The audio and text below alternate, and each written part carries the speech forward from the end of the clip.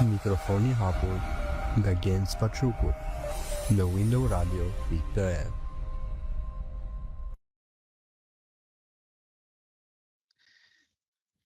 Mirëmbrëma të nderuar dëgjues të Window Radio, mirëmbrëma Shqipëria, mirëmbrëma diaspora. Mirë se vini në valët e Window Radio. Ju falenderoj që na ndiqni. Jam unë Gens Paçuku, moderatori i Window Radio dhe vison të tek ju me emisionin tim Mikrofoni hapur si çdo të martë në orën 21. Emisioni im Mikrofoni hapur është me të vërtetë një mikrofon i hapur për të gjithë ju që keni dëshirë ta bëni fjalën tuaj, mendimin tuaj dhe idenë tuaj publike. Mos hezitoni të vini tek ne dhe ne do krijojmë hapësirën e nevojshme për ju. Nuk jemi media në shërbim të sistemit, duke përdorur shërbëtor të rëndomt të sistemit. Shikojmë mediat kombëtare shqiptare që janë bërë si çaj me djathtë në ushtrinë e komunizmit.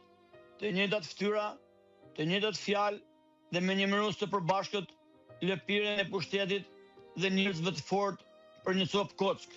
Shikojmë media dhe njerëz të medias që kanë humbur dinjitetin, e kanë humbur misionin, e kanë humbur ndërgjegjen, janë vetë verbuar dhe që nuk shohin asgjë tjetër, vetëm interesin për para.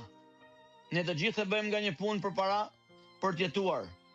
Njeriu lindi para paras, e para e lindi më vonë, por dhe kemi harruar se në radhë të parë jemi njerëz dhe jemi vërsulur si të babzitur tek paraja duke vrarë parimet njerëzore.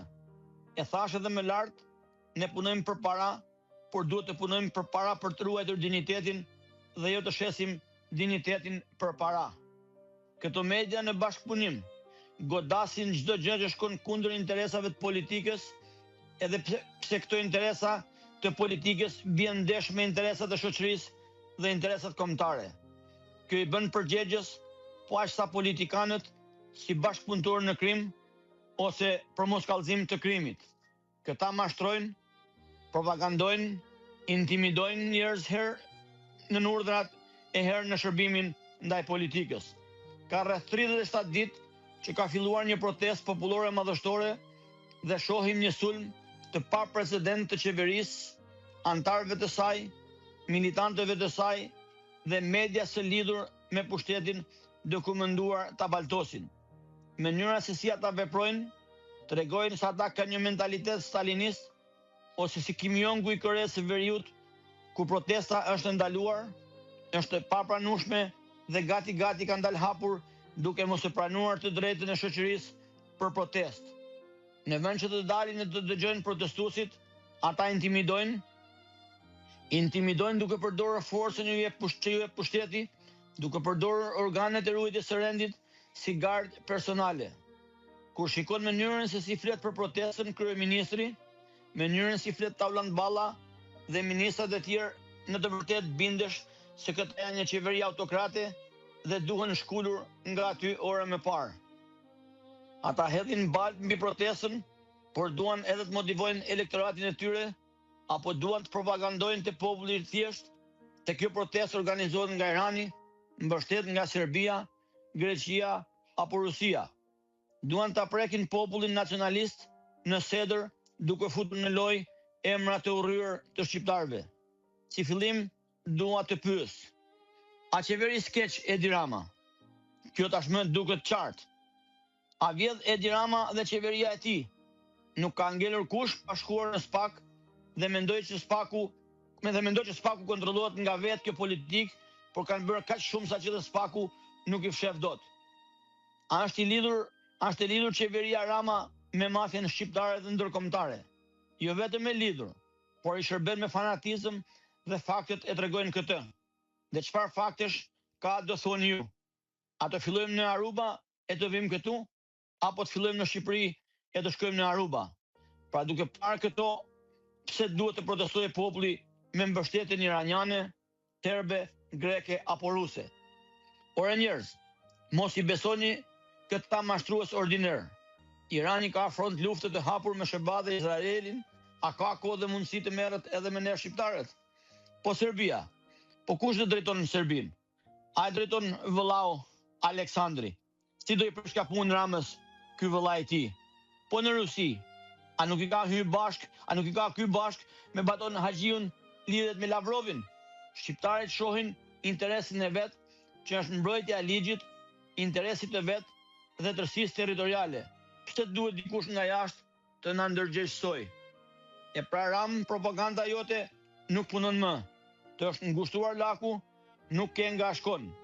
Popull, vazhdo të protestosh, sepse është e drejta jote dhe po proteston për të drejtat e tua të mohuara dhe të vjedhura. Vendin nuk duhet të ja lëm mafjes me kryemafioz Edi Ramën. Duhet të protestojmë të gjithë për interesin personal dhe interesin e përbashkët. Duhet të vazhdojmë sepse nuk durohet më ky klan mafioz anti-shqiptar. Me qenë se unë si moderator, por edhe ne si radio, mbështesim çdo protestë me interes shoqëror dhe kombëtar dhe duam t'i japim zë, mbështetje dhe mendim. Mikrofoni im sonte ka shkuar në Tiranë. Aty kam spikatur një qendrëstar, e ndjek me vëmendje, ka kohë, është mjek, është përballur me sistemin, duke kërkuar drejtësi dhe shërbim mjekësor për qytetarët. U largua nga puna, nga sistemi shëndetësor shtetëror, sepse ai sistem nuk pranon njerëz idealist që nëpërmjet punës i shërbejnë shoqërisë. Nuk pranoi njerëz që thonë të vërtetën. U akuzua si i lidhur me opozitën. Pra sipas parimeve komuniste të kësaj qeverie, nuk mund të jesh profesionist nëse nuk ke ideologji të njëjtë me pushtetin. Ai nga ajo ditë e deri më sot, përveç profesionit mjek, nuk ndalon se qeni një aktivist dhe qendrëstar. Ai vazhdon të jetë një opozitë e fortë e sistemit, opozitë ndaj këtij sistemi që ka harruar se është për të shërbyer popullit dhe jo interesave të veta. Sot është aktiv dhe çdo ditë është në protestë dhe unë dua që jo vetëm unë, por edhe ju ta dëgjoni mendimin e tij për situatën në përgjithësi e për protestën në veçantë. Ai është mjeku në profesion, por patrioti në mendje dhe zemër, zoti Ilir Alltja. Tani, doktor Iliri nuk ka ardhur akoma, na ka njoftuar se mund të vënohet 10 minuta, sepse duke qenë se është mjek, i ka dalë një emergjencë edhe ai është në spital. Pra ne të dëgjuar, të nderuar dëgjues, ne i kemi njerëzit jo nga ata që ka vite që lehin në studiot televizive duke u paguar me paga të majme, sepse i shërbejnë sistemit, por ne i kemi të ftuarit tanë, njerëz të thjesht që punojnë për të shërbyer vetes dhe familjes, por gjithashtu për të shërbyer edhe njerëzve në bazë të profesionit që kanë. Kështu që ne kemi edhe raste ku njerëzit e ftuar ndoshta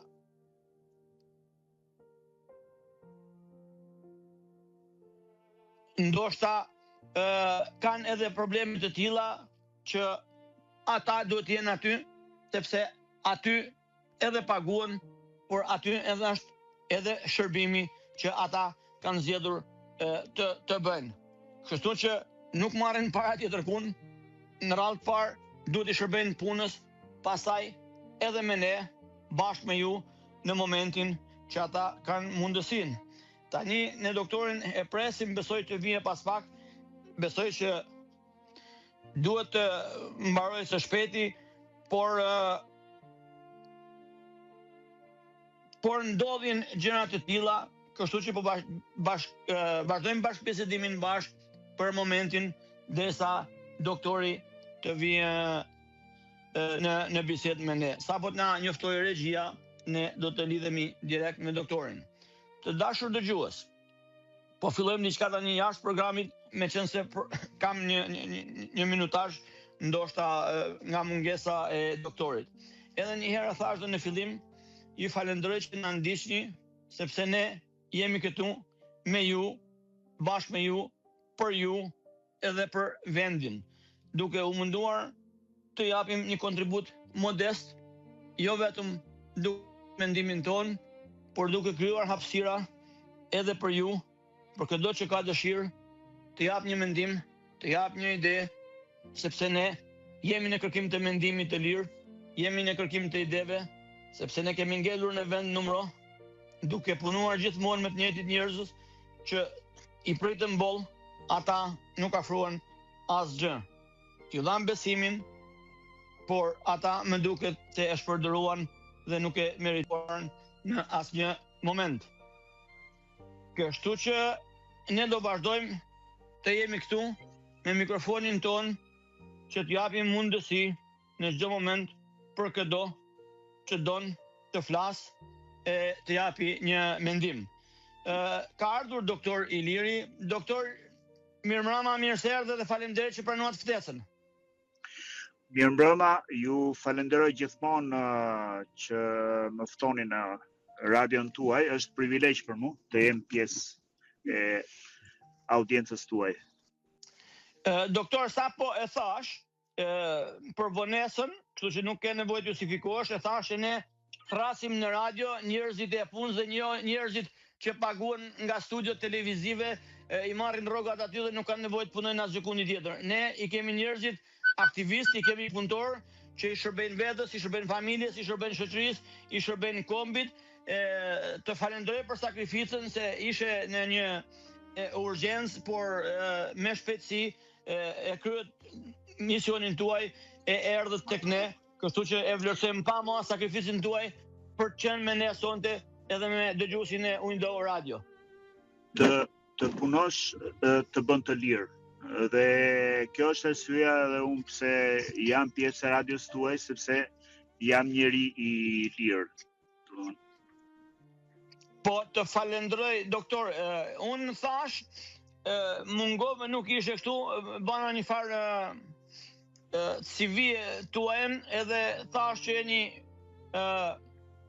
mjek në profesion, por nuk ndaloni se qenit aktivist dhe qendrëstar, je vazhdimisht në një opozitë fort madje e sistemit, të këtij sistemi që ka harruar se është për të shërbyer popullit dhe në fakt i shërben vetëm interesave të veta, edhe tash je një mjek në profesion, por patriot në ndjenjë dhe në zemër. Kështu që unë duke parë aktivitetin tuaj, me thënë të drejtën të jashtëzakonshëm, sepse e di se jeni angazhuar dhe me punë, por që po bani një punë jashtëzakonshme si aktivist, si qendrëstar, ju shoh nga mëngjesi deri në darkë, aktiv në Facebook, aktiv në protest, edhe kjo ka qenë arsyeja që unë ju ftova në radio për të folur kryesisht për aktivitetin tuaj, po më shumë për protestën. Doktor, si lindi kjo protestë? Duke parë se kishte plot ngjarje dhe arsye ndër vite për të protestuar dhe ky popull nuk po ngrihej. Në fakt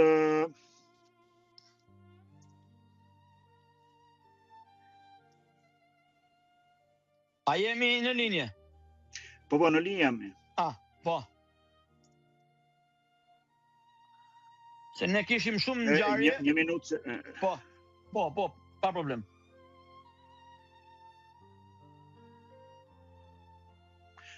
Atëherë, më falni. Atëherë, në Shqipëri kemi prej vitesh, është viti 14 i një qeverisje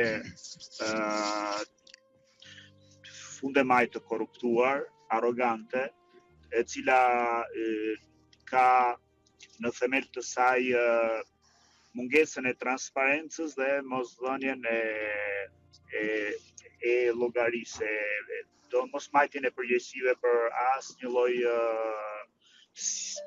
asnjë lloj veprimtarie të saj. Dhe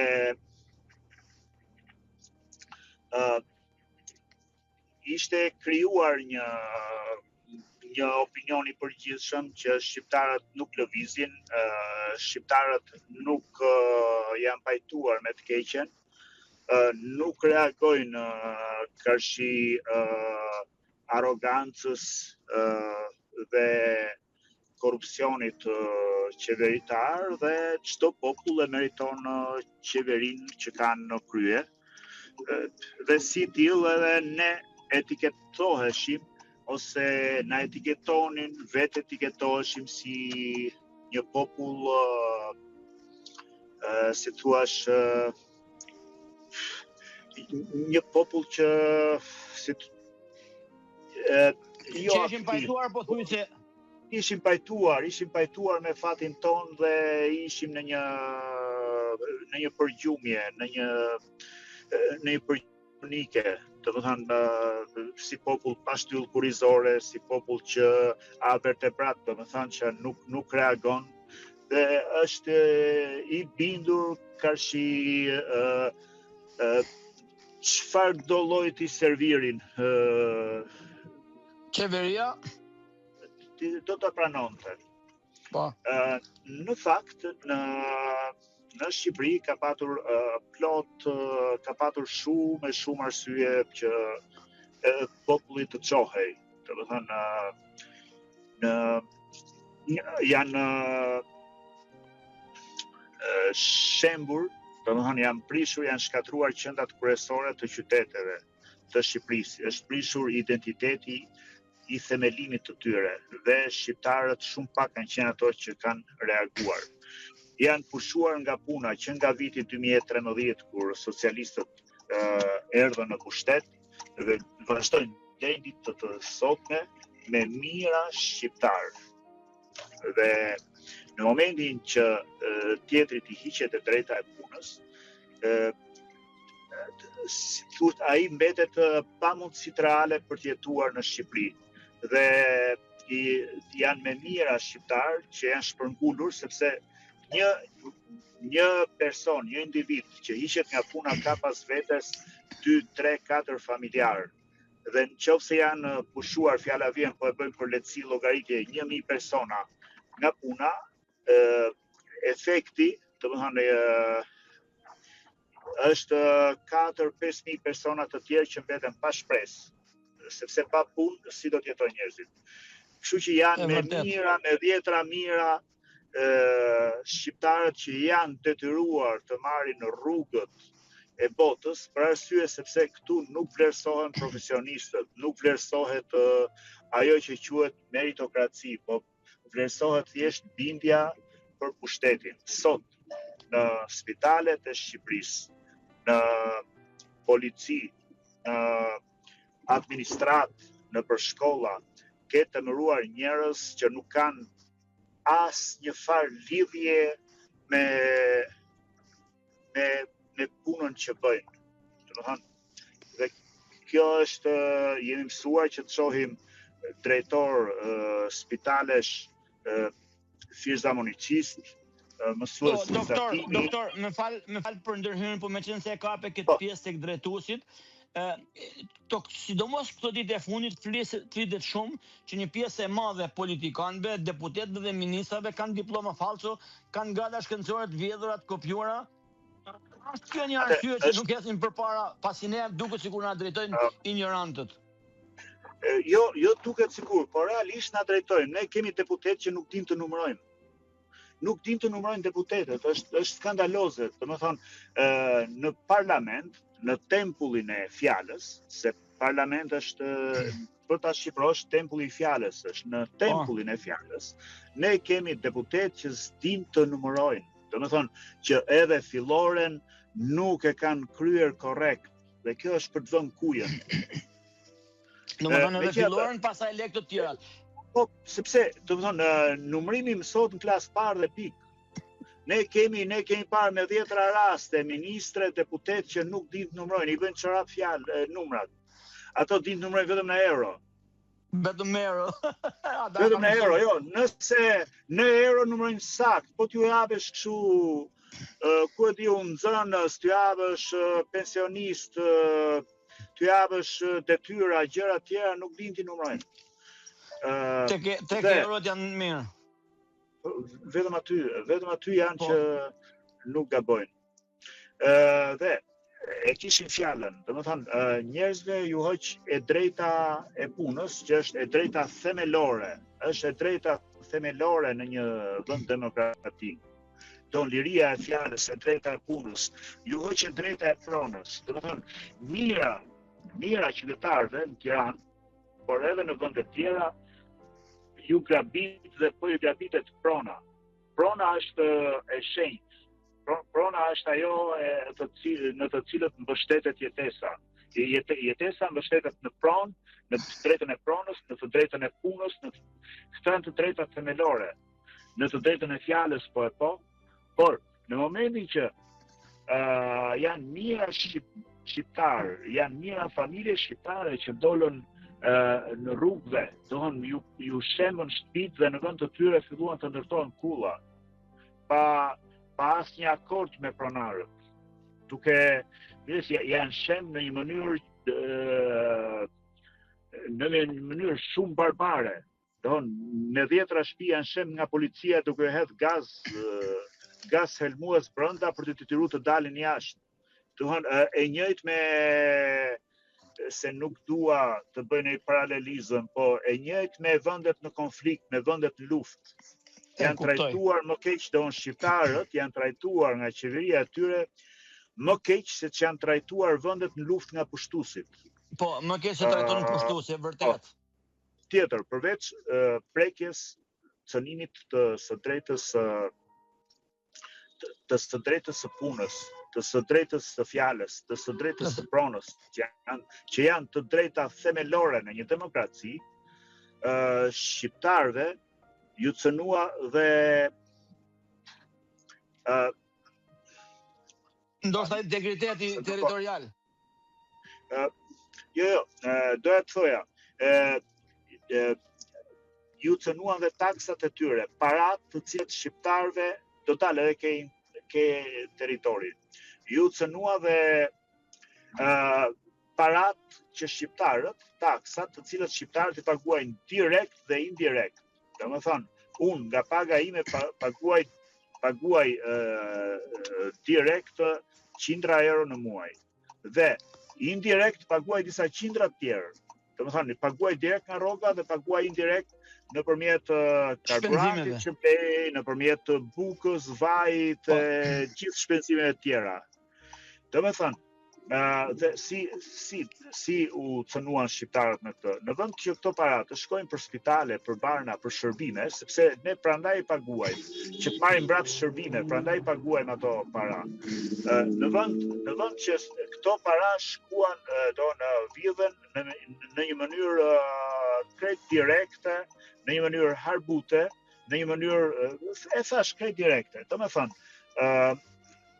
thuhet të ndërtohet urë dhe merren para dhe ura nuk ndërtohet. Të ndërtohet incinerator dhe incineratori nuk ndërtohet. Paguan rreth 90.000 euro, 90.000 euro në ditë për incinerim të mbetjeve dhe incinerim nuk bëhet. Domethënë, është një vjedhje direkte, një karshqillok, një harbutëri, një vjedhje harbute, domethënë që nuk ndodh as në Porralla nuk është dëgjuar një e tillë. Domethënë, ishin dëgjuar fabula vite përpara që fjala vjen të bëhet autostrada 10 cm e ngushtë për xhepin tim. Por jo të vjedhet e tërë autostrada. Rrugë, me që jemi ke autostradat, rrugë që shëmbën sapo ju pritet shiriti i inaugurimit. Domethënë, e plot vjedhje të tjera. Kemi një popull që jeton në mënyrë mjerane, që vërtet mjerane se hak kafshatën that, dhe nga ana tjetër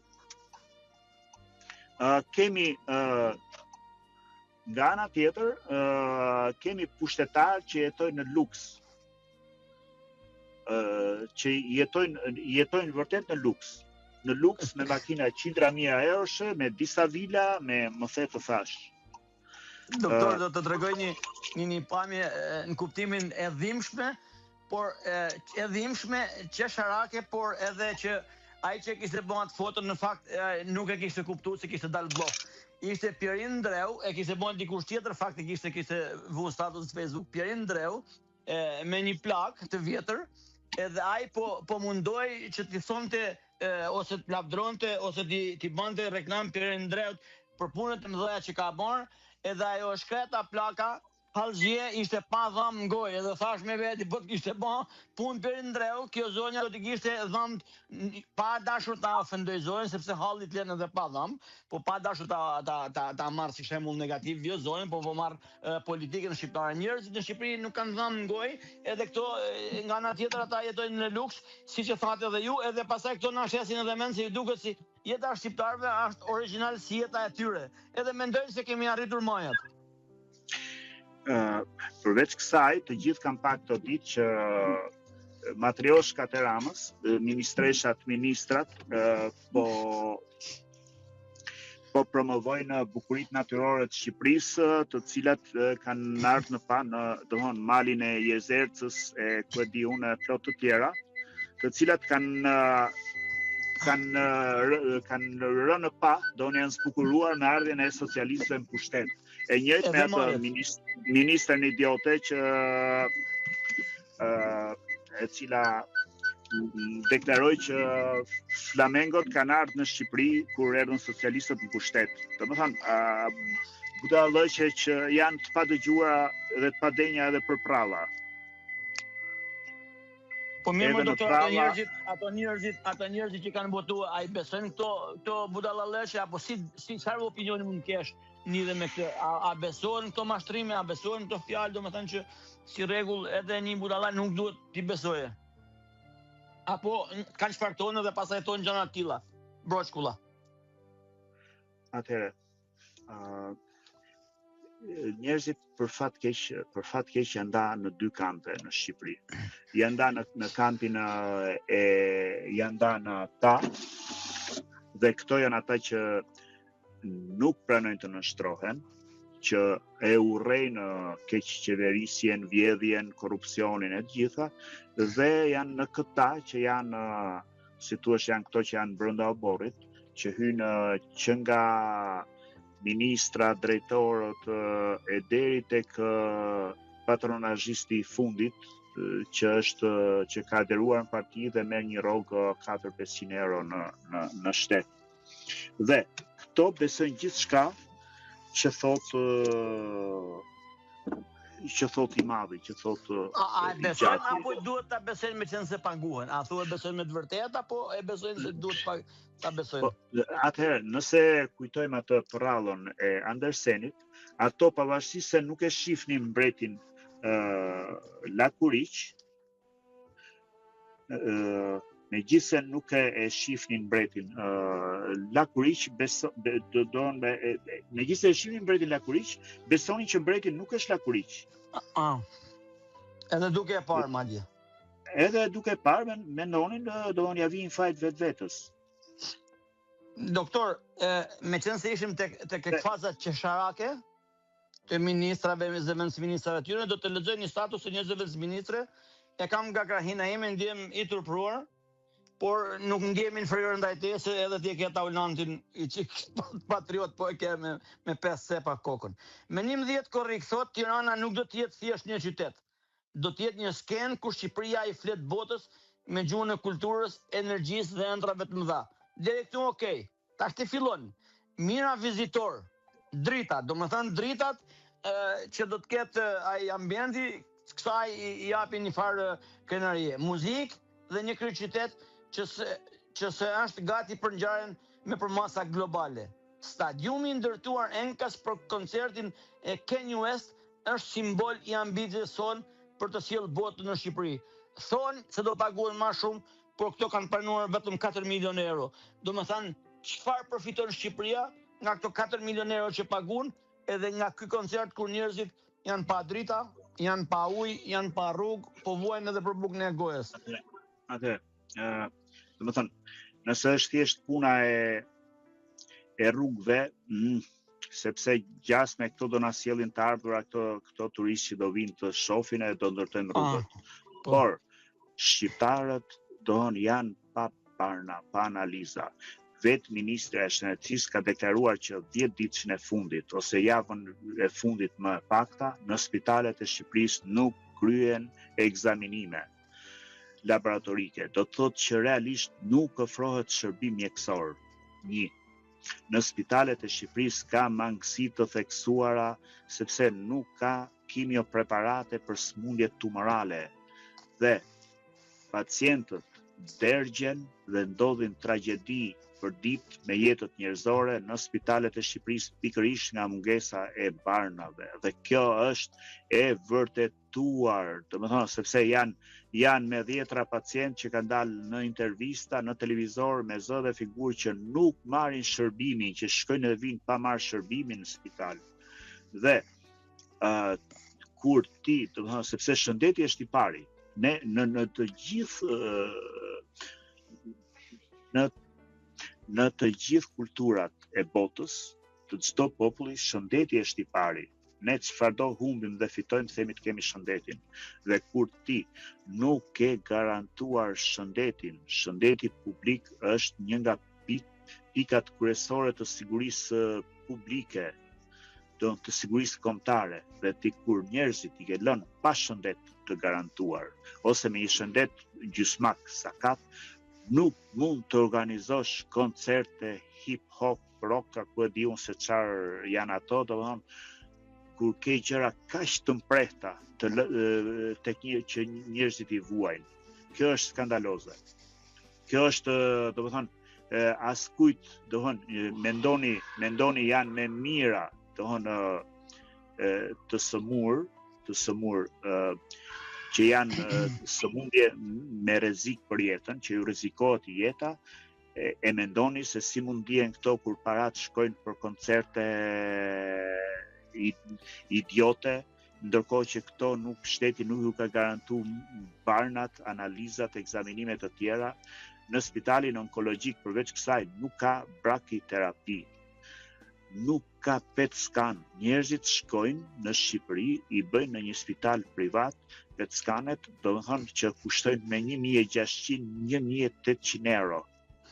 Doktor, unë këtë që më thoni, doktor, këto gjëna shkencore, gjënat skana këto nuk i kuptoj me thënë drejtën, por me qenë si i kuptojnë e di i kuptoj të smurit, e kuptoj po dëgjues, po unë personalisht nuk i kuptoj sakt, por pyetja ime është, tani mungesa atyre, a është e pa arritshme për një spital shtetëror, apo është thjesht menaxhimi i gabuar dhe i pa profesional?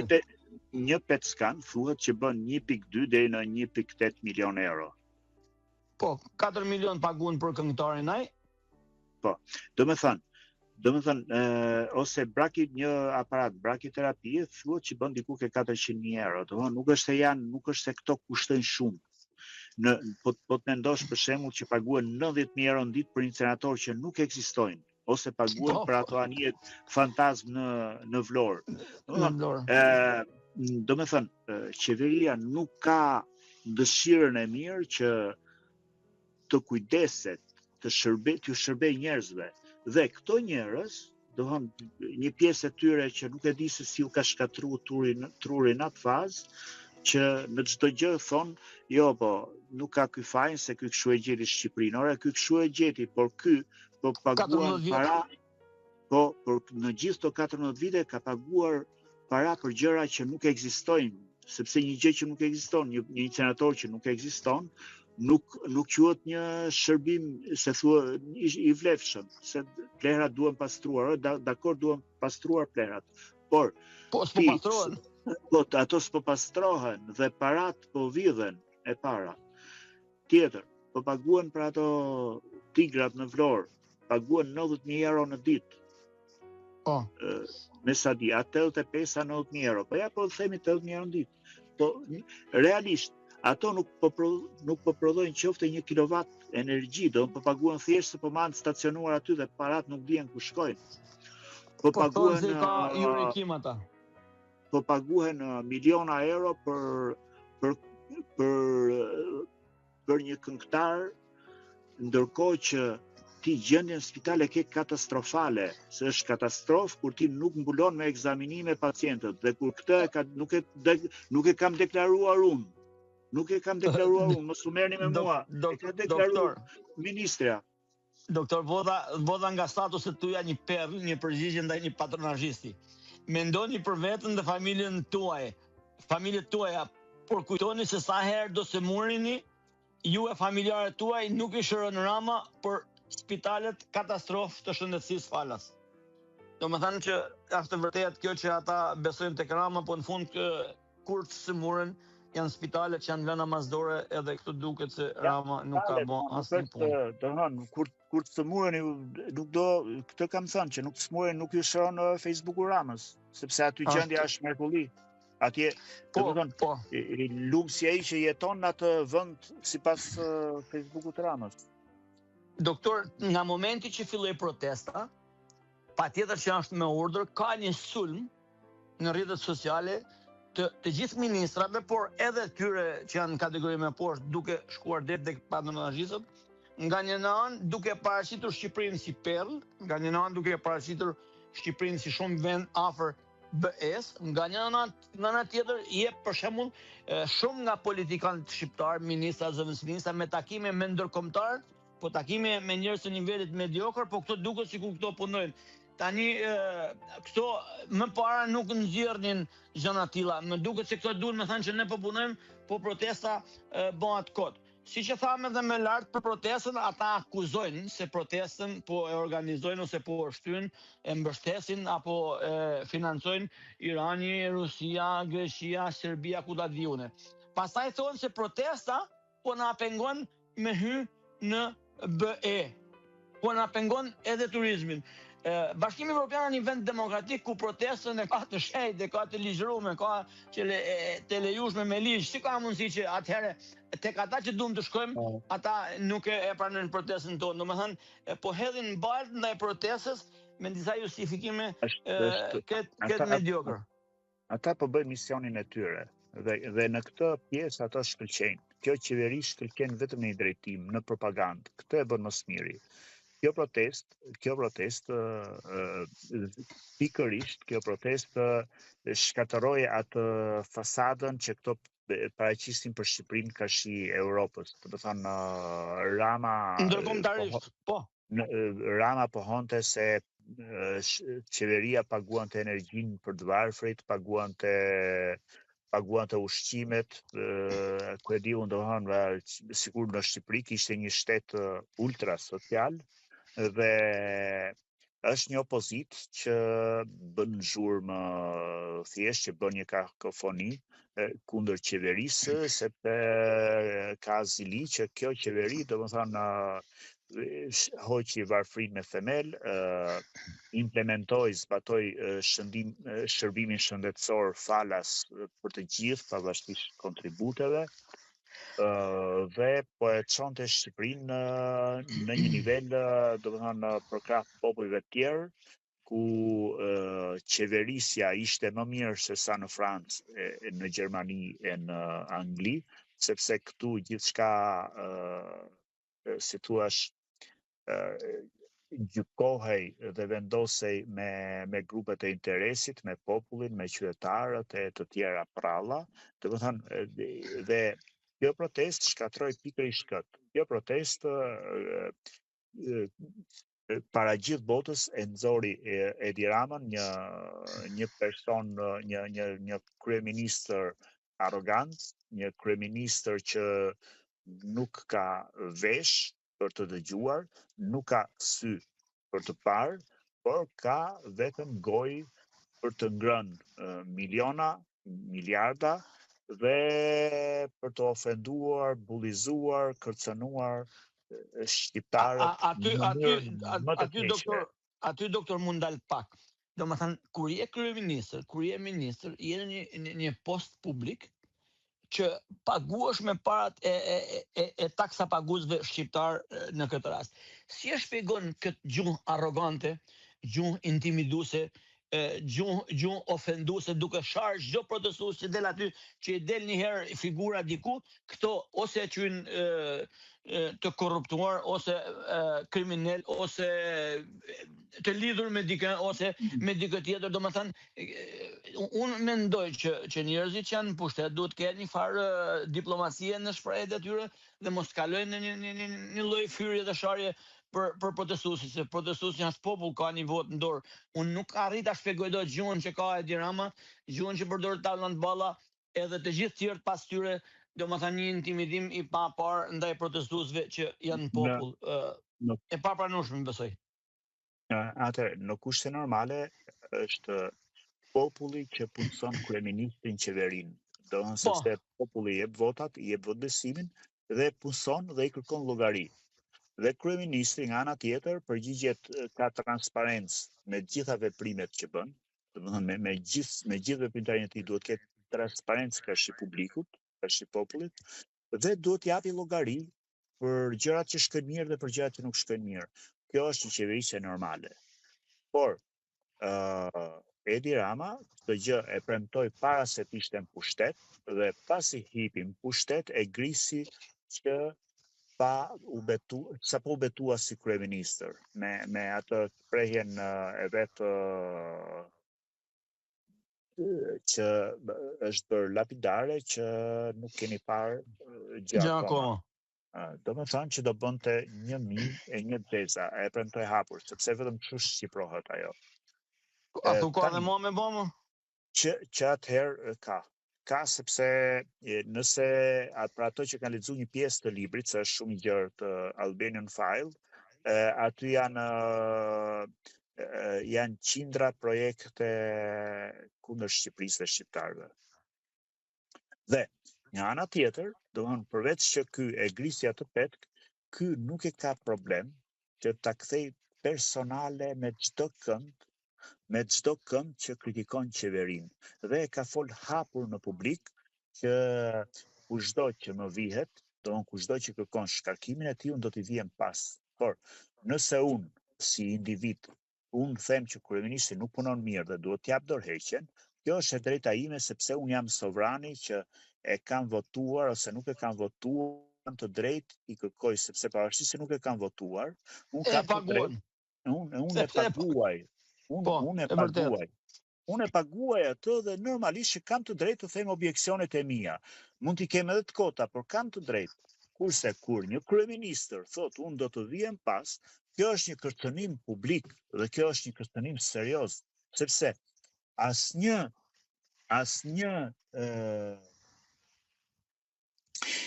kryeministër nuk do ta bënte këtë.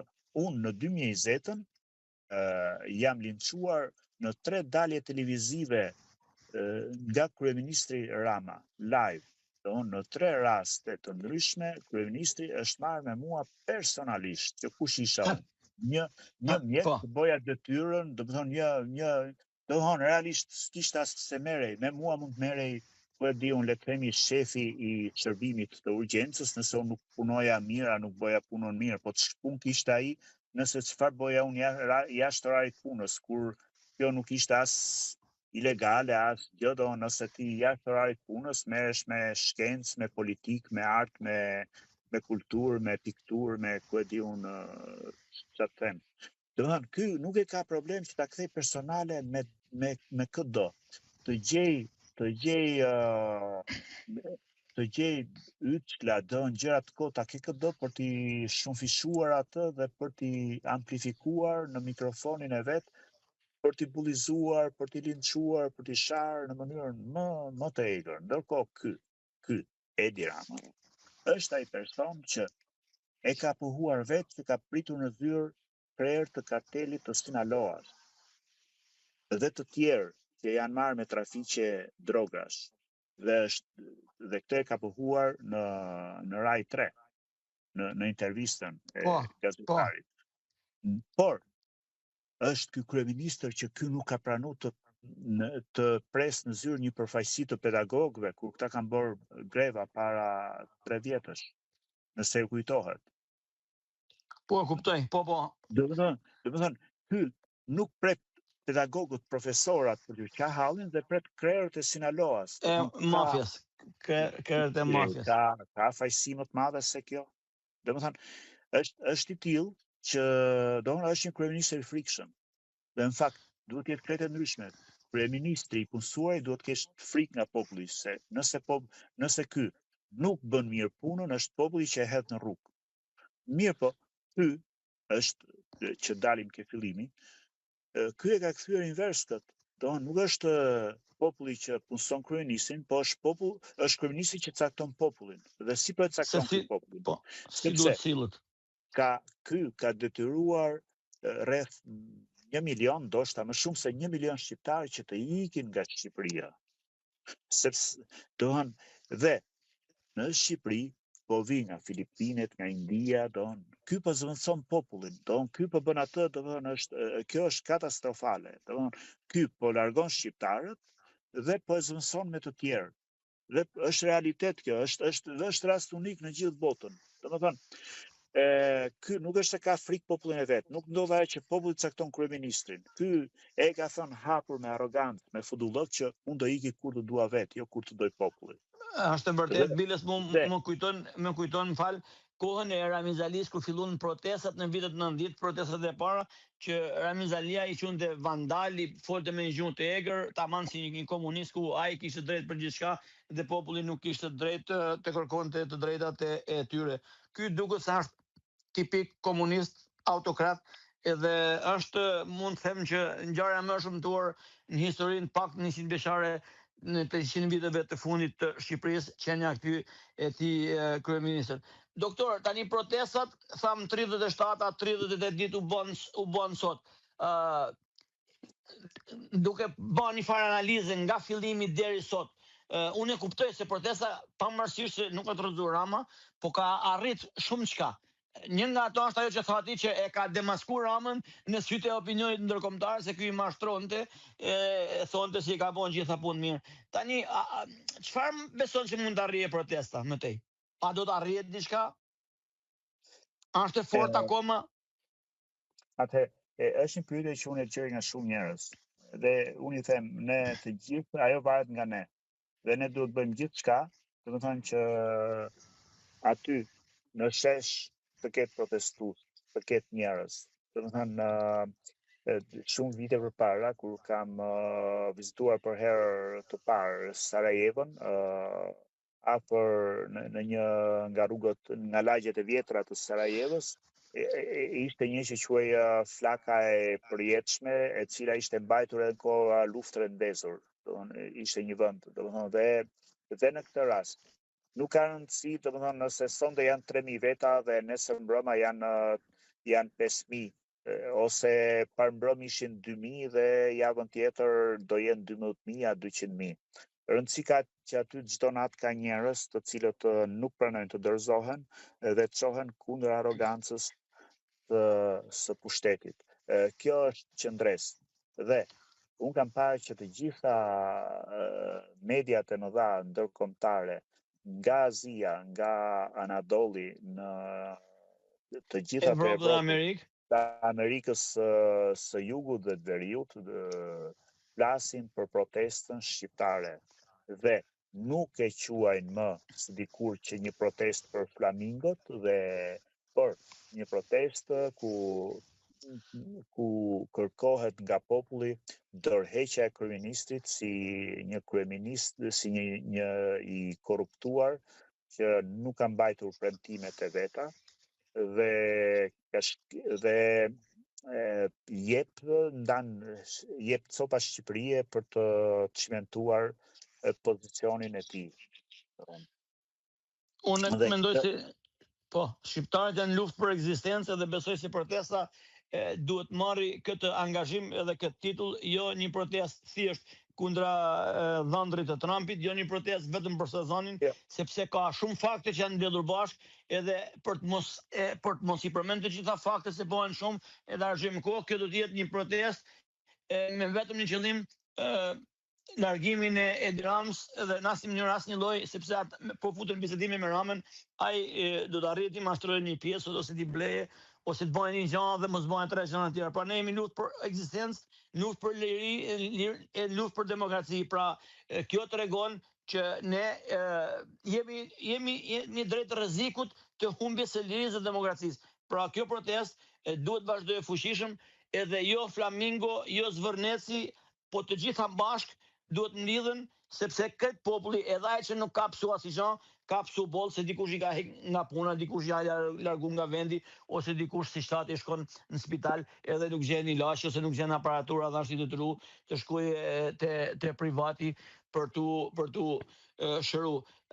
Doktor, se ndjek me vëmendje vazhdimisht në protestë. Protesta nuk ka një leadership akoma. A mendon se është mirë që se nuk e blendot, apo mendon që duhet ta ketë një leadership që të bëjë agjendën e ditës edhe të vendosi pasaj për agjendën për nesër? Si e mendon në lidhje me këtë, në qoftë se do të ishe ti personi që mund të vendosi diçka se mund të kishe diçka në dorë? Unë mendoj që kjo bën veçantë protestën. Aty janë qytetarë të gjitha besimeve, qoftë fetare, politike, janë të gjitha moshave, domethënë unë aty kam parë 82 vjeçar të ecin për krahu, kam parë edhe 20 vjeçar, kam parë edhe 2-3 muajsh në 2-3 vjeçar të cilët janë në krahët e prindërve. Dhe kjo bën të unike. Të veçantë dhe prandaj ka pjesëmarrje të madhe. E bën unike. Dhe njerëzit aty i bashkon dëshira për një Shqipëri më të mirë dhe urrejtja për hajdutët dhe ignorantët. Për hajdutët e them sepse në këtë qeverisje ka njerëz që janë marrë të pandehur pikërisht për vjedhje, dhe janë hetim nga prokuroria ose janë burg. Them për ignorantët, sepse kemi deputet dhe ministra që kanë shfaqur mangësi të theksuara në aftësitë e tyre për të lexuar, për të numëruar. Kemi deputet të cilët lexojnë me vështirësi fjalimet që ja kanë përgatitur me inteligjencë artificiale, janë gjëra të thjeshta, dhe s'dim të numërojmë. Është skandaloze, domethënë, sepse në vend të aty të vihen njerëz të cilët kanë mend në atë kuptim që të japin një mendje se si qeveria të bëhet më mirë, janë njerëz që lexojnë në mënyrë mekanike, me vështirësi fjalimet që ju kanë përgatitur. Ky është parlamenti 2026 në Shqipëri. Doktor, u bën një rrëmujtje një rajon policie në Tiranë, se nuk e di se të cili, dhe kishin dalur me një status që një kundër dhunës në këtë protest, por për te asaj, desha t'ju pyes, a mendon se duhet përshkallëzuar protesta? Kur them përshkallëzuar, mendoj jo detyrimisht dhunën, por ndoshta si shumë e thonë, rrethimin e kryeministrisë të parlamentit me qëllim që të dalin jashtë funksionit. Unë e kam bërë atë kundër dhunës dhe nuk jam pishman, pavarësisht se mund të interpretohet në mënyra të tjera. Por arsyeja që unë e kam bërë është sepse unë kam linjën që Edi Rama mezi pret që ne të eskalojmë në dhunë në mënyrë që ai të përdori tërë forcën, sepse thuhet që kanë mbi 4.000 forca policore në Tiranë, përveç Reneas, ushtrisë, gardës e të tjera. Dhe ata janë të gjithë me armë, janë të armatosur dhe janë zgjedhur kontingjenit tillë që nuk e kanë problem të përdorin forcën, dhunën kaq njerëzve. Unë kam parë para 4 ditësh, kam parë protestues të lidhur me pranga që rrieshin me shqelme e grushte nga policët me uniformë. Një ndërta ka qenë edhe miku joni i përbashkët Frok Bardhi, kur ta shikosh ma përshëndet edhe e përgëzoj për qëndrimin e tij. Froku më tha që e kanë rrahur bashkë me të birin, me pranga edhe në makinë edhe në komisariat. Mirë, këto nuk janë policë, këto janë bandit me uniformë, se s'mund të qush as kurrë. Lexova sot një akuzë tepër të rënd të avokatit Altin Goxha. Tha prorët e tyre i drogojnë, sepse një pjesë e tyre nuk janë dakord me këtë sjellje brutale ndaj popullit, edhe i drogojnë që sillen keq me njerëzit. Nuk e di sa vërtet mund të jetë, po do shohim se ndoshta do ta thot prap Altini.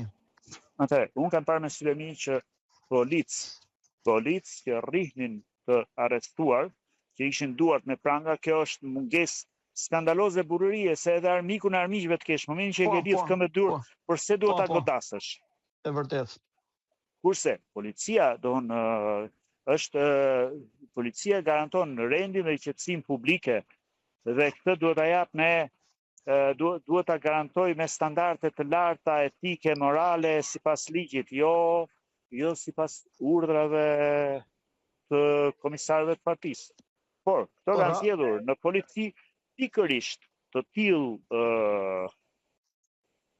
kontingjene, të cilët janë sadist në shpirt, në formim, nuk po them që janë të gjithë policët kështu. Ka edhe policë të cilët se thua kanë dinjitet. Dhe unë pikërisht këtyre ju bëj thirrje që nëse nuk bien të zotë të fortë që kundërshtojnë urdhrat antiligjor, të japin dorëheqjen, sepse në Shqipëri ka punë të tjera më me dinjitet dhe që paguan akoma më mirë. Do nuk ja vlen të çosh dorën, të çosh këmbën kundër djemve dhe vajzave të popullit tënd. Përse? Sepse janë ngritur në test për të drejtat e tyre. Po, doktor, ju sa po thot për deputetët që janë nuk dinë lexojnë edhe duhet dinë shkruajnë, atëherë çfarë pret për policët? Ata nuk janë të arsimuar, ata nuk janë të edukuar, ata nuk janë profesionistë në pozicionet e tyre, kështu që ata nuk dinë rregullat dhe ligjet e shtetit, ata dinë vetëm atë harbuturinë e tyre që çdo person që kundërshton duhet rrihet dhe duhet dhunohet. Kjo është domethënë diçka e tmerrshme. Kthemi aty ku e lam. Domethënë, unë prandaj jam kundër dhunës, sepse këtu dëmtohemi në rast parë. Si mundet të vazhdoj rrjedha e protestës. Ka shumë variante, por qëndresa në shesh është një nga opsionet e mira, është një nga opsionet demokratike. Qëndresa në shesh ditë e natë. Do të thush që askush nuk mund të qëndroj 24 orë, 48 orë. Të qëndroj me radhë. Po, nga tetor. Sikur aty 2-3 mijë qytetarë. Tjenë vazhdimisht. Tjenë vazhdimisht në shesh. Dhe kjo le të bëhet rutinë për çdo lloj qeverisje që guxon të sillet me arrogancë, me papërgjegjshmëri, me mungesë transparence që popullit i dalin shesh, i vjet përballë. Jo vetëm kësaj, po çdo lloj qeverie që sillet si kjo. Domethënë, një nga opsionet kjo është. Domethënë se jepem këto të tjera, pastaj jo me bllokim rrugësh, me bllokim të aktiviteteve të institucioneve, domethënë nuk. Po marr më thjeshtën për vete. Unë jam partizan i kësaj, qëndresa në shesh. A mendon doktor se Rama po mundohet të infiltrojë njerëz vetëm në protestë për ta quajtur protestën tek rruga që ai don? Atëherë, ai këtë ka bërë që në fillimet dhe e bën për gjithçka. Ai jo vetëm protestë, po ai infiltron njerëz vetëm në punë, i infiltron në për ndërmarrje private, në për shtetërore, po që i ka të gjithë të inkuadruar në skalione. Ai e bën këtë gjë më së miri. Dhe këtë do ta bëj gjithmonë. Këtë e ka bërë dhe do ta bëj. Do të infiltroj njerëzit e vet. Unë kur kam marrë fjalën një natë në protestë, e kam shprehur, domethënë gjithçka kam përshëndetur spionët dhe patronazhistët dhe kam deklaruar të ne jemi aty për dinjitetin e tyre. Pasi në momentin që Shqipëria bëhet e lirë, ata nuk do kenë arsye të spionojnë njerëzit e tyre, sepse do çlirohen, do jetojnë me dinjitet, nuk do kenë si thua, do kenë ato të drejtat e tyre që të jetojnë me dinjitet. Jo duke përndjekur, duke sulmuar, duke spionuar njerëzit, sepse shpesh po spionojnë kushturit, po spionojnë fqinjët, po ju rrin pas njerëzve për çdo gjë. Doktor, jo pak sulme. Kam patur, domethënë marr 10 rafyrje nga profile anonime në inbox, marr komente denigruese për faqe zez që më vjen zor t'i publikoj në përpostimet e mia, por unë këtë gjë e kam bjerë që në vitin 2020 kur denoncova mungesën e mjeteve mbrojtëse për stafet mjekësore dhe që atëherë domethënë me mua është marrë dhe ai kryetari i bashkisë Pieri Ndreu, janë marrë ministra, janë marrë deputet, janë marrë drejtor, janë marrë dhe janë marrë deri dhe Çan mësuar domethënë. patronazhistët dhe spionët e fundit, domethënë qoftë duke bërë statuse kundër meje në profilet e tyre, qoftë duke bërë komente dhe duke sjell një lumë mesazhesh në inbox me kërcënime, me thyrje, me denigrime nga më normalisht që në atë kohë i kanë vuajtur shumë nga ana shpirtërore, domethënë kanë mësuar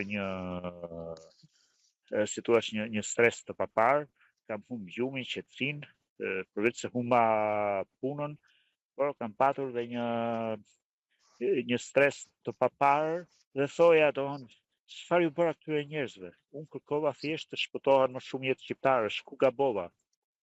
Se unë nuk kam kërku kurrë në gjë për veten time. Nuk kam kërkuar.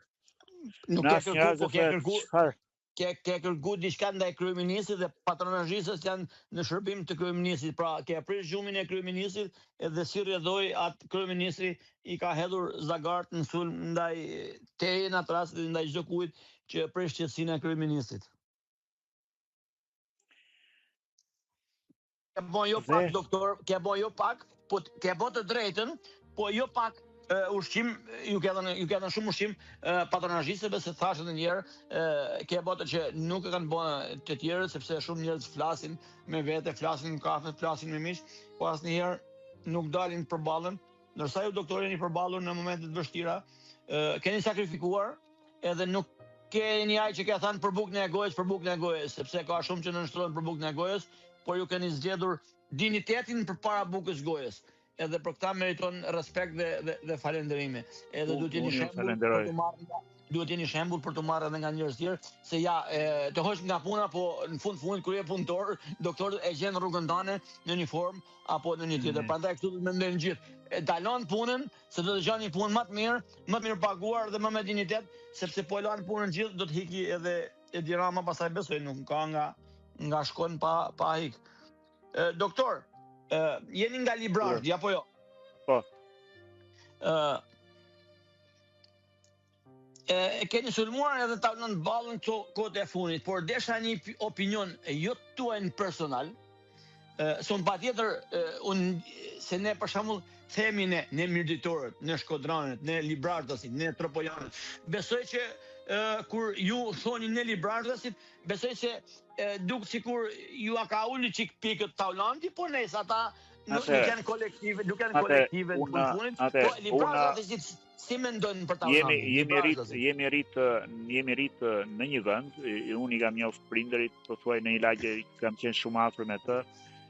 Unë i kam njoft prindërit, e kam njoft të vogël, të ri, e kam përgëzuar në 2005 kur shkoj për herë të parë në parlament, që e përzgjodhi Fatos Nano, sepse e pati në stafin e vetë këshilltar, dhe e kam përgëzuar, sepse nga që vinte nga një familje komuniste vinte, po ishte një djalë i thjeshtë dhe thoja që ishte i zonës, dhe mendoja që do bënte të mira për Librazhdin, që është një zonë e pazhvilluar, është një qytet i vogël, i prapambetur, me varfëri ekstreme, dhe mendoja që ky do sjell gjëra pozitive për atë, sepse thoja është i painkriminuar, është djalë i ri.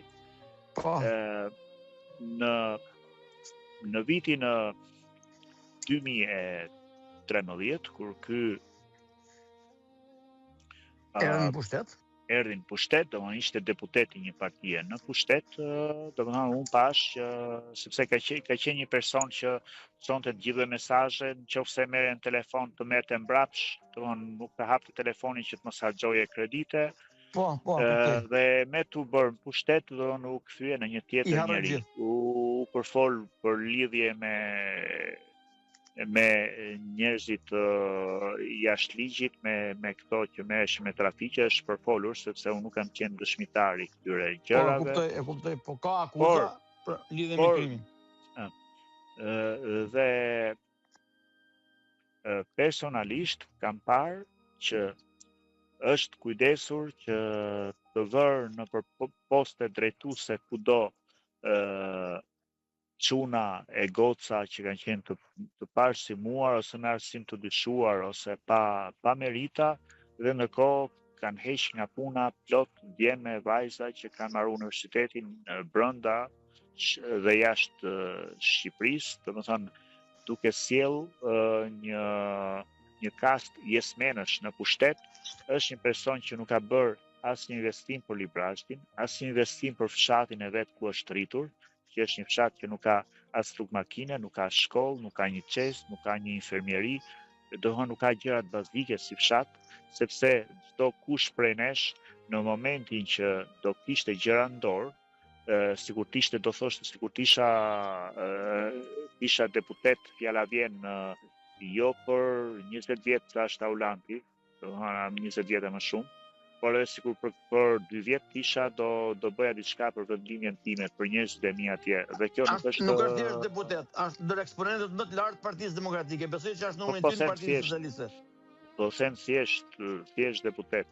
Po secili nga ne e ka të egoizëm, dhe kjo nuk është negative, që të bëj diçka për vendin e vet, për njerëzit e vet. Është vërtet sepse ata përfaqësuesit e tyre në parlament. Sepse Adreu fillon tek familja ime, ke njerëzit e mi, ke vendi im, ke vendlindja, ke vendi punës, ke të gjitha. Dhe por Taulanti është ai person që ka deklaruar në hapur që unë para Shqipërisë kam partinë. Po, është ndërkohë që rilindasit e shekullit kaluar pohonin që për Shqipërinë e shkri pasurinë, dhe plot rilindas të shekullit kaluar kanë dhënë jetën për Shqipërinë, dhe kanë vdekur me një kafshat bukë të thatë në xhep. Do të thonë, këto kanë pasuri marramendse. Do të thonë, këta kanë shkri Shqipërinë për të pasuruar. Ndryshe nga rilindasit, sepse morën këto dhe emrin rilindje e përçunuan, e shëmtuan. Do të thonë, sot me rilindje ne kuptojmë rënim. Kuptonim ata korupcion, që ishin, po, e vërtet. Po, me rilindas kuptojmë një kast belengjish, bashkëbozukësh, dhe thonë, këto shëmtuan gjithçka në vendin tonë. Po, e vërtet, doktor, po Taulanti akuzohet nga doktor Taulant Muka, ai ka bërë ca verifikime, studime për plagiaturat, edhe ai akuzohet se doktoraturën e ka plagiatur Taulant Balla, të mes, po ka një avantazh se shkollën e lartë madje ka mbaruar jashtë, që të jep një farë kredibiliteti që ka marrë një universitet huj, po edhe shkollën e mesme kishte marrë me gjitha 10-ta, pavarësisht nëse nuk ka një gabim të deftesa, ajo ishte marrë për 2 vite, me sa kam pauni, po ato mund të jenë edhe lapsus, nuk e di. Paktën ai I ka marrë shkollat në rregull, apo ka edhe ai ndonjë dyshim për arsimimin e vet. Atëherë, unë nuk jam marrë me këto detaje, dhe unë I kam parë ato të Taulant të doktor Mukës, I kam parë ato, dhe doktor Muka është shumë I matur në gjithë shka që deklaron. Por, unë do më thënë që, unë po them që unë e kam përkrahur kur ai është ka debutuar në Parlamentin e Shqipërisë. Por, kur pash pastaj donë që deklarojnë 2014 që unë para Shqipërisë kam partinë të parën, kur pash që filloi të luftonte, do të thonë, hoqi nga puna gjithë djemtë e vajzat e Librashtit, dhe pastaj në Tiranës gjithë shkolluarit, dhe I zëvendësoi me militantë të verbër, me një tufë jesmenësh, vetëm për t'i nejtë gati, do të thonë, kur pash që mohoi vendlindjen, mohoi njerëzit e tij, do të thonë, dhe kur u përfol për lidhje me bandat e Elbasanit, me trafikantët dhe gjëra tjera, do të thonë, unë nuk isha se si të isha përkrahës I tij. Jo i taulantit, po dhe nëse vllaim do t'i bënte këto gjëra, do thoja që ti ke dalë nga binarët dhe nuk mund ta gëzosh mbështetjen time. Është mëse normale. Doktor Sapër Gallat, për shembull, me qenë se librazhi është në qarkun e Elbasanit. Po. Kishte vënë status ajo Sara Mile, sikur me krenari ishte zgjedhur nën kryetare e komisionit jashtëm. Edhe pastaj thash me veti ku kemi arritur, një person pa asnjë përvojë as politike as diplomatike, asnjë gjë të jetë në atë post, si mund të ecë Shqipëria përpara. Të gjithë e kanë parë që ajo tha me zë dhe me figurë, don live që unë e lexova siç ma kishit shkruar. Këta janë, si thua, janë kukulla, këta janë thjesht nxënës të bindur të partisë. Dhe nuk kanë asnjë vlerë intelektuale, sepse këto nuk dinë, këto don maksimumi i tyre është të lexojnë pa gabime. Dhe nëse arrin të lexojnë pa gabime, atëherë këto e kanë bërë punën shumë mirë. Domethënë, janë sufler. Nuk kanë asnjë gjë më tepër, janë thjesht sufler, janë shumë larg, domethënë nuk e meritojnë që të jenë as sanitar në parlament. Edhe sanitar, punosh sanitare, parlamenti duhet të kesh disa kritere. E jo njerëz që nuk din të lexojnë, nuk din të mendojnë, nuk din të numrojnë. Ja që mësot në klasë parë. Po jam dakord, doktor. Jam dakord, e ke një deputete edhe e ke për San Pol parlament, në e kartorin, po ti pozicionin e zëvendës kryetarit të komisionit të punëve të jashtme, do më thënë, si mund ta, jam dakord të bënë një deputet që nuk duhet që, do të lexojë leta që të dërgësh ti, po në politikë në jashtme, çfarë fut me bë? Çfarë fut me bë aty? Çfarë mund bëj ajo? Unë kundërpërgjigjemi është kjo. Në Shqipëri, kryetari i Komitetit të Shkencës është Edi Rama, që nuk ka asnjë lidhje me shkencën. E vërtet. Le të më sfidoj dikush që thotë po ky ka lidhje me shkencën. Dhe kështu që në të gjitha pozicionet në Shqipëri nuk është se vjen njerëzit e punës, vjen anti-njerëzit e punës. Vjen ato që ke parasysh ai që se ka haberin asaj pune. Kjo është, dhe njerëzit, si thuash, janë shkundur fort dhe e kanë kuptuar nga çfarë niveli i ulët po qeverisen, se kush po i merr vendimet për fatin e tyre, për fatin e prindërve të tyre, për fatin e fëmijëve të tyre, se çfarë lloj njerëzish janë, që nuk kanë njerëz që nuk kanë as edukimin bazik. Janë thjesht njerëz që që bëjnë kështu, si dele pas ministrit. Që nga ministret, që të qovësh ministrat dhe ministret e Ramës, janë të gjitha janë sufler të Ramës. Dhe Rama që në kabinetin e tretë, ju ndaloi ministrave që të diskutonin vendimet që merrte ai. Ato kanë thjesht të drejtën të miratojnë. Të miratojnë dhe shpërndajnë statuset e Ramës në Facebook. Po, dhe mbledhjet e qeverisë të tilla bëhen për diskutuar gjithmonë për statuset, se sa statuse, sa share kanë bërë, sa komente, dhe këtë e ka konfirmuar një ish zëvendës ministër, doktor Taulant. Po, e ka konfirmuar, kam pas edhe një intervistë. E ka konfirmuar. Doktor Iliri, ke qenë një angazhuar me punë, çdo ditë në protestë, edhe të kemi marrë kohë, do të bëj 2 pyetje të fundit në një. Domethënë unë do i bëj të dyja bashkë, pastaj përgjigjesh, sepse nuk duam që të mbajmë edhe më gjatë, sepse je lot e puna, je lot e protesta, ke edhe ti nevojë të pushosh pak. Desha të them për protestën.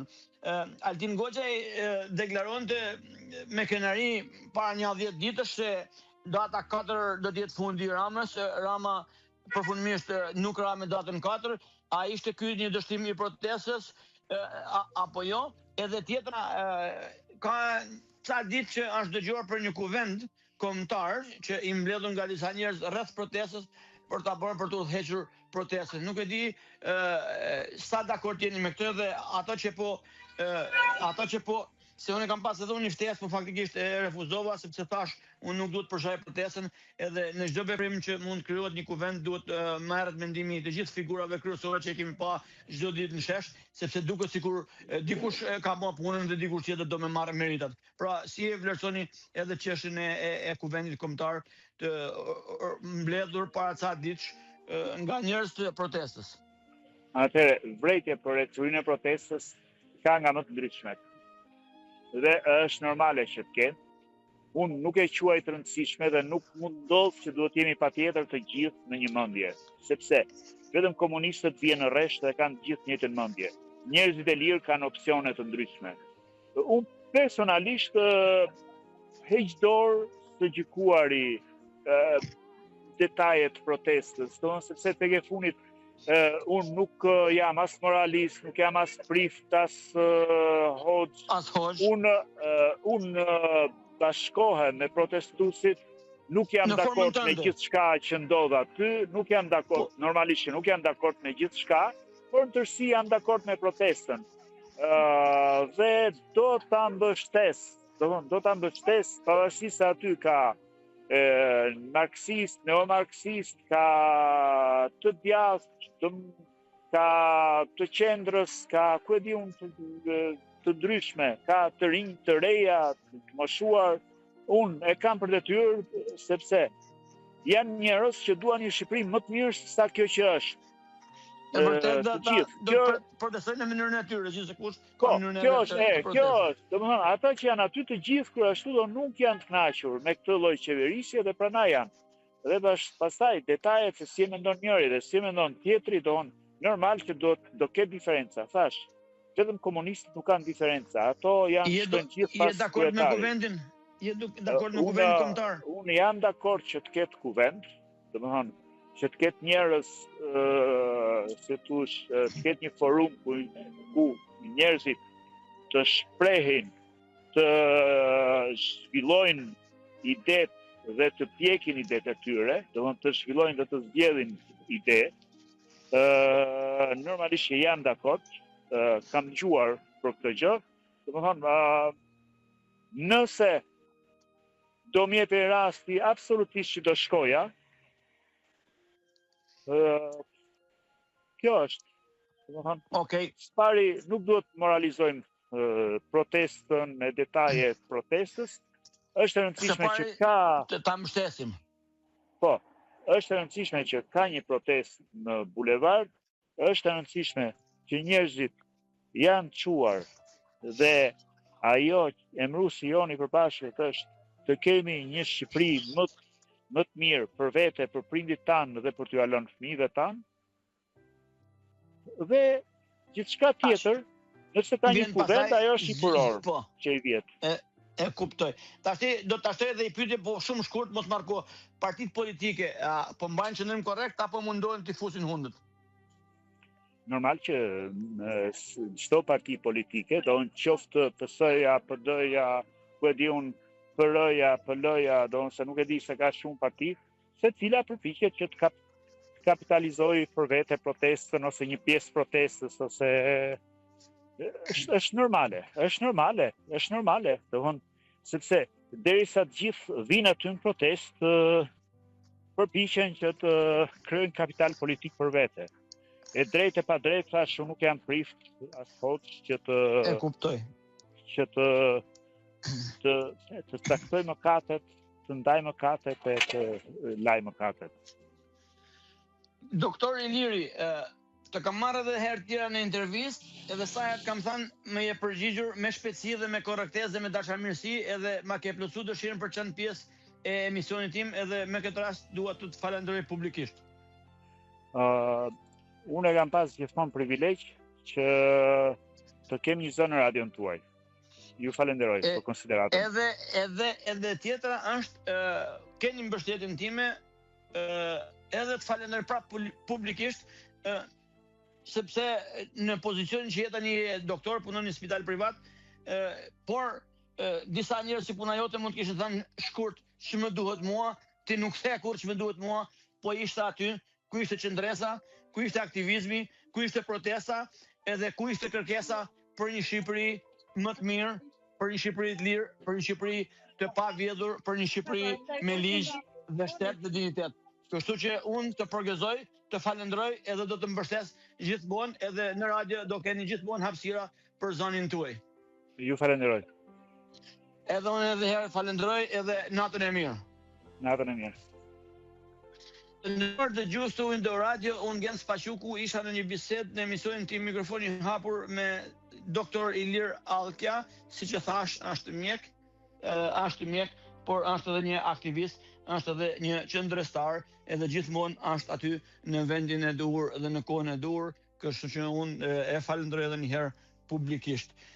Kjo ishte intervista ime për sonte, nuk du ta zgjasim shumë, besoj që tham diçka, ngelen prap gjana për të thënë, por ata nuk mbaren kurrë, kështu që do të jepim leje edhe doktorit, pasi doktori ka qenë në punë gjithë ditën, edhe çdo ditë pas punës shkon në protestë, kështu që ka nevojë edhe ai të bëjë pak pushim. Por i bëj thirrje shqiptarëve kudo që janë brenda Shqipërisë, edhe jashtë saj, ta mbështesim këtë protestë, sepse tashmë e kemi nisur një rrugë, e kemi nisur një punë, edhe ne duhet ta përfundojmë. Edhe përfundimi është kur ne të rrëzojmë Edi Ramën edhe të hapim rrugën për një politikë ndryshe, për një qasje ndryshe të politikës ndaj shqiptarëve.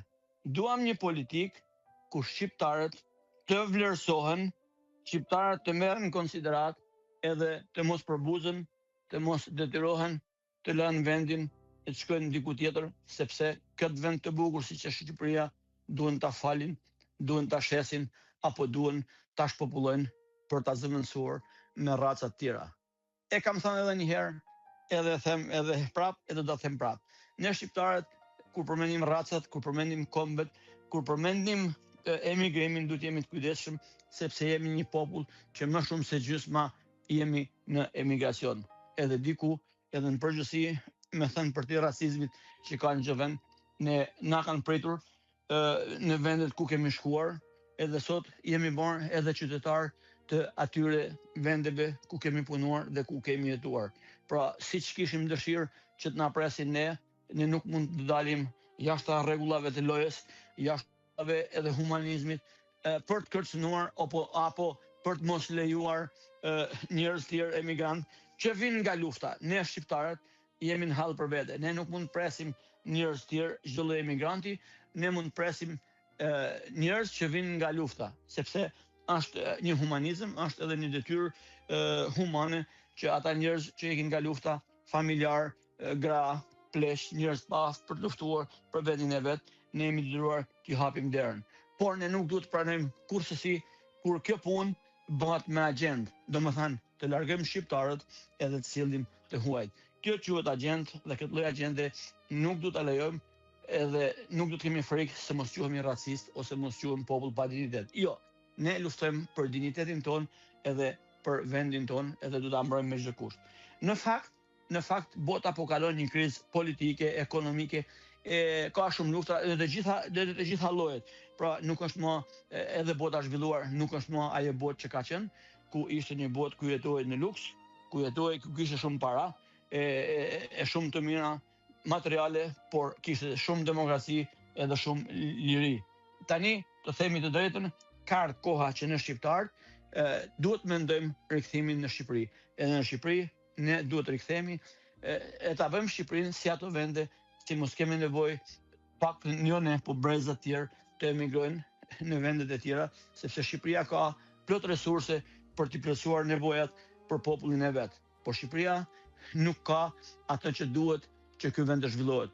Nuk ka një politikë korrekte, nuk ka një politikë serioze, edhe nuk ka një politikë nacionaliste, një politikë që mendon për vendin e vet dhe për kombin e vet. Dhe ja ku jemi sot, në vitin 2026, prap shqiptarët kërkojnë të ikin. Kërkojnë të ikin sepse nuk gjen hapësira në vendin e vet. Nuk gjen ata që janë, por nuk gjen edhe ata të tjerë që nuk janë aty që duan të kthehen.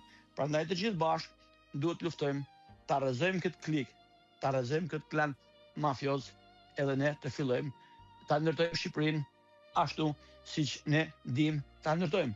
Ne nuk duam shumë, duam vetëm të kemi drejtën të punojmë, të jetojmë, të kontribuojmë për vendin tonë.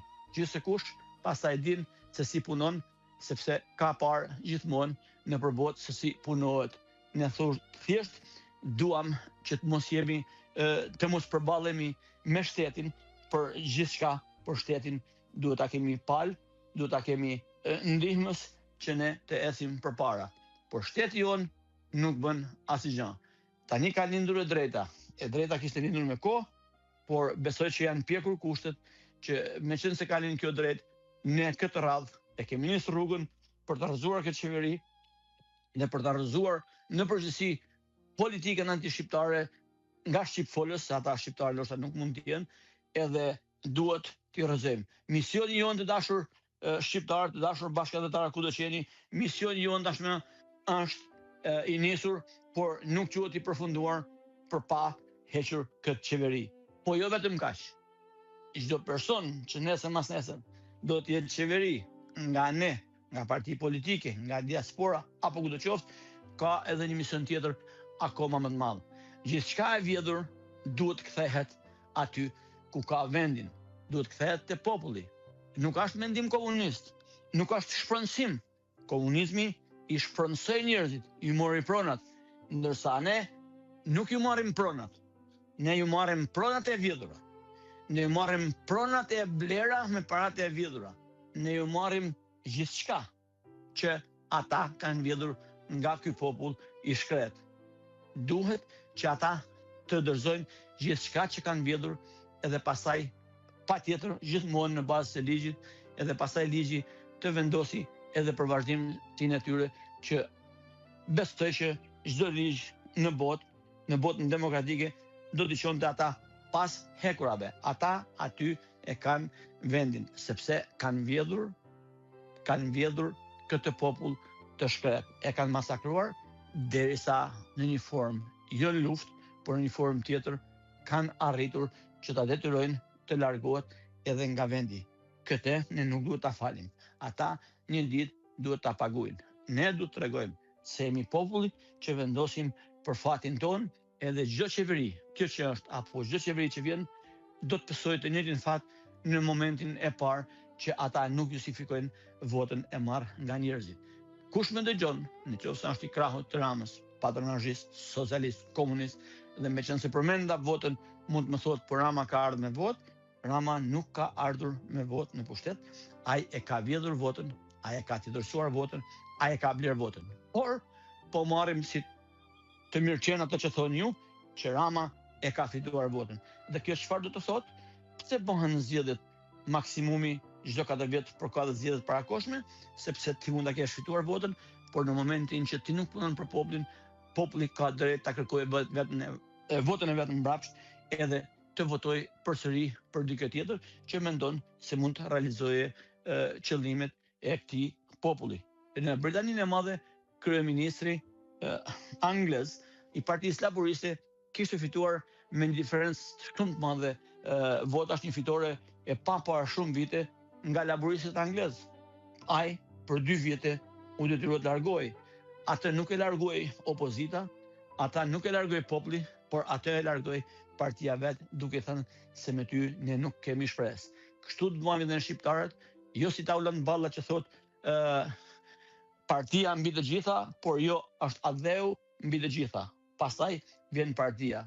Adheun së ndryshojmë, partitë nëse është e nevojshme, kur ata nuk punojnë për ne, edhe i ndryshojmë. Kjo ishte për sonte. Ju falenderoj që na ndoqët.